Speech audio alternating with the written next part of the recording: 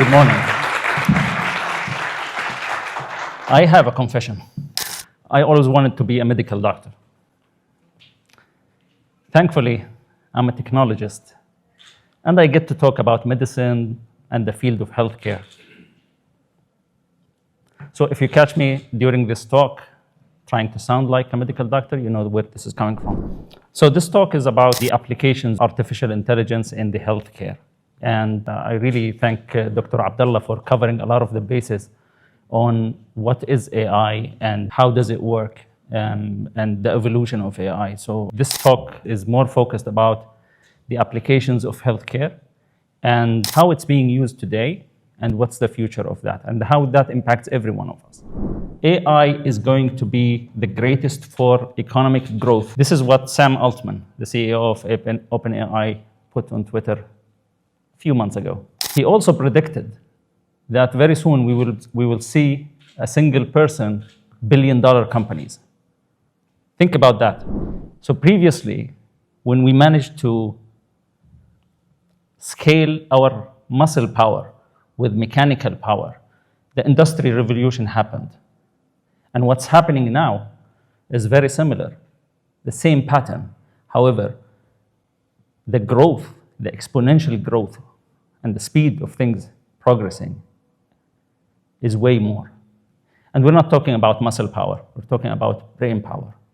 We'll be able to use computers to do the things that we were able to do. AI is, if we think from last November, media coverage exploded. Generative AI, large language models, and it's like even I bet on everyone's social media field, every other post is talking about AI. So what happened? Was it invented last year, or did OpenAI do magic? The reality is this field has been in development for several decades, 40 years plus development around AI programs, natural language processing, computer vision, different capabilities that are being worked on, progressing, and following the progression of the computer infrastructure that allows it to evolve and evolve. And really the intersection of all of these gave birth to something like the generative AI and large language models. So today in healthcare, if you want to see how AI can be used to address and help in healthcare, let's look at the biggest challenges. For example, the World Health Organization predicts that there will be 18 million healthcare worker shortage by 2030. Today we have 65 million. So 25% shortage, less than the number required to provide the healthcare services. Another issue is the increasing cost. Healthcare has a lot of compliance, regulations, insurance, all of that. That's costing everybody more effort and more time. In the US, for example, more than 800 billion being spent annually on the administrative tasks of healthcare. That's per capita, that's $2,500. And the last challenge, but not the least, is the healthcare access. Who gets to get seen by a doctor, gets treated? A lot of disparities are in place. Insurance is one. Like even in the US, like 9% of the population don't have any form of medical insurance at a point of time during the year. So not everybody gets that access, and we hope to see AI helping in democratizing the access of healthcare. So this session is really, I want to talk to you about those three challenges and how AI is going to help solve the problem. So let's start with the first. How can AI scale and augment the healthcare workers? How can they do more? This is a photo of an X-ray. You can see the heart in the middle, around it the lungs. You can see the ribs crossing over, shoulders at the top. AI has become extremely good in distinguishing that this is normal from abnormal. It knows if there's something wrong. And by the way, most of the X-rays taken in the world are normal. So this company, it's called Oxipet, got approval for the first software called ChestLink to be used autonomously to diagnose and check for more than 75 abnormalities. So that software will look at the X-ray and tell you that it has none of those 75 issues. And if it does find an issue, it will hand it over to a radiologist so that they can do the diagnostics.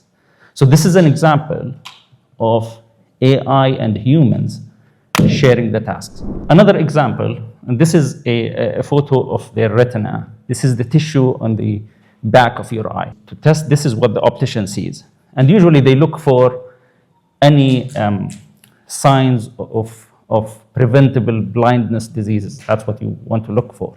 A group of researchers in the University College of London and Moorfield Hospital, they developed an AI model and they trained it on 1.6 million images, retina images, basically to be able to diagnose those diseases and diagnose if an outcome, something like macular degeneration, is there. And it did it. It was able to detect that and predict it. And that is very impressive.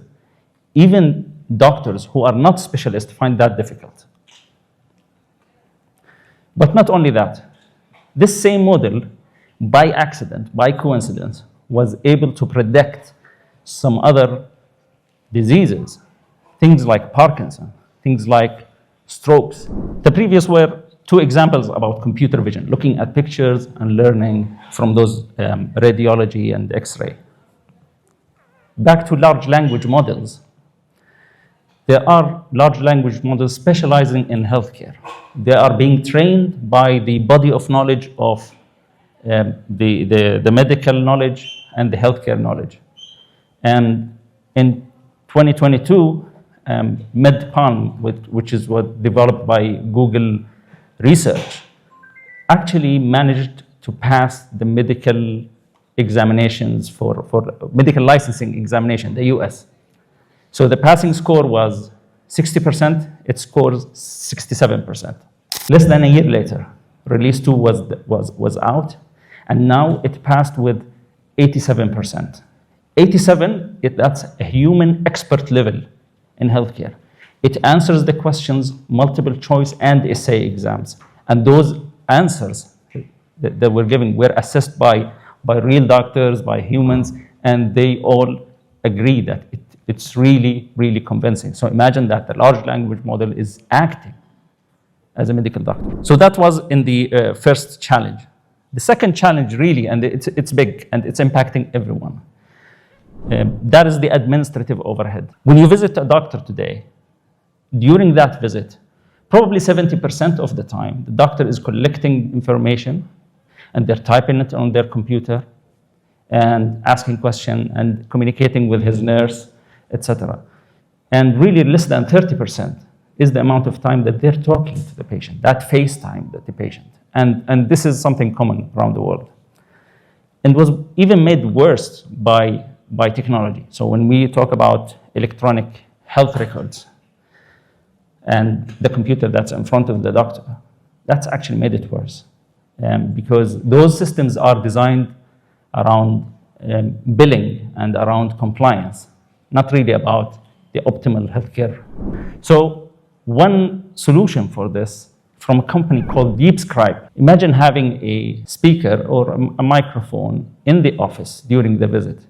And that's connected to an AI model. That AI model is able to distinguish when the doctor speaks or when the patient speaks, what are they saying, what questions, what are the symptoms, everything. And out of that discussion, automatically using generative AI, it's going to fill all the required documentation that the doctor is doing manually. Things like the objectives and the subjective and the assessment and the treatment plan and all of that happens automatically. This alone saves 3 hours of work every day for healthcare work for a single doctor. Another challenge is the medical communication. So writing letters, reports, having to communicate with the insurance companies. Like if an insurance refuses something, you have to write an appeal as a doctor. You have to explain the case and say why it should be covered, etc. And a solution for this company called Doximity, they actually created an AI writing assistant that's specifically for this domain. So the doctor will ask, for this case, I want you to write a pre-authorization letter addressed to the insurance company. Boom, it's done. Funny thing though, the same technology now is being used on both sides. So doctors are going to use technology to generate appeal, for example, or a pre-authorization letter. That letter gets fit into an AI on the insurance side, and then the insurance now will read that and it will automatically respond with either an approval or it will challenge that really. So a third example is the medical documentation. So everybody has a medical insurance policy. We have that, and healthcare and coverage and plan, and it's not as straightforward. They are long and they are complex. It's not as easy like, is this treatment covered? It could be covered in certain situations, but not in others. So doctors find themselves have to actually go through those documents, trying to understand in order to come up with a treatment plan. And this is where something like Unriddle, which is an AI that can be put on top of any document. You basically upload your document and then ask it questions. Is this covered for this context? So imagine, no more reading longer documents, no more skimming quickly to find the right thing or making mistake. Just ask what you want to know, get the summary, and you'll get it. So that was for the administrative overhead. The third area was for healthcare access. This is an example, a mobile app that technically anyone with a smartphone can have. And if they have anything on their skin, any dermatology concern, instead of going to the doctor, at least initially, they can use this app to choose which part of their body, take a close shot, and using an AI model, it's going to tell them whether they should check or it's normal.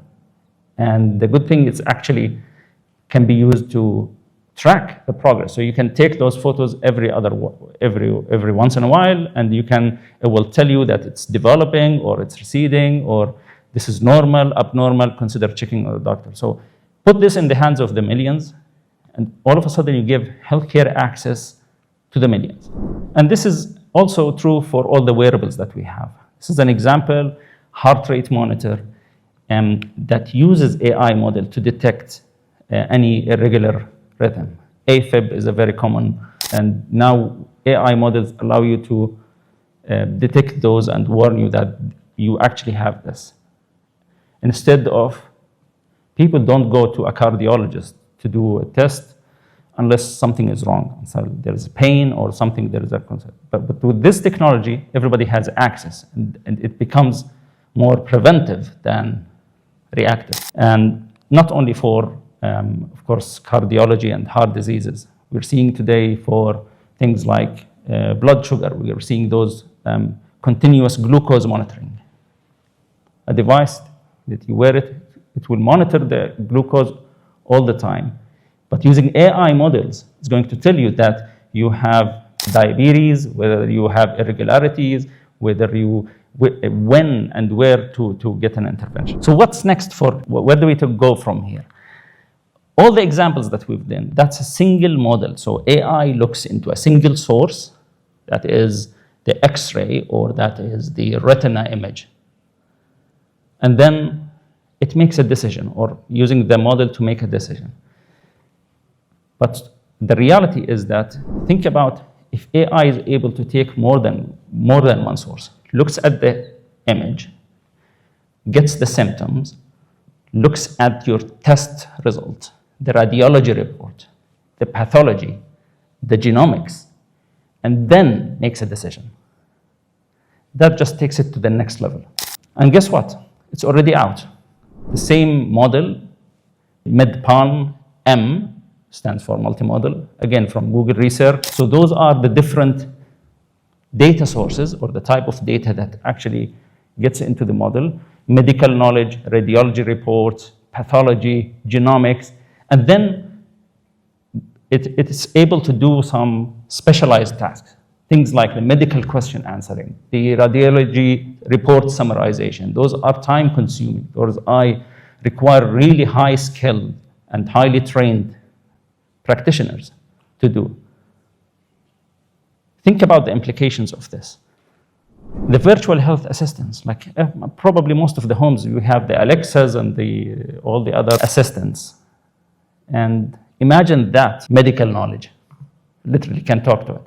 It can answer, it knows your context, it knows your data, it knows your last test, it knows how much you weigh, it knows how much did you sleep, and you can ask questions or get even proactive.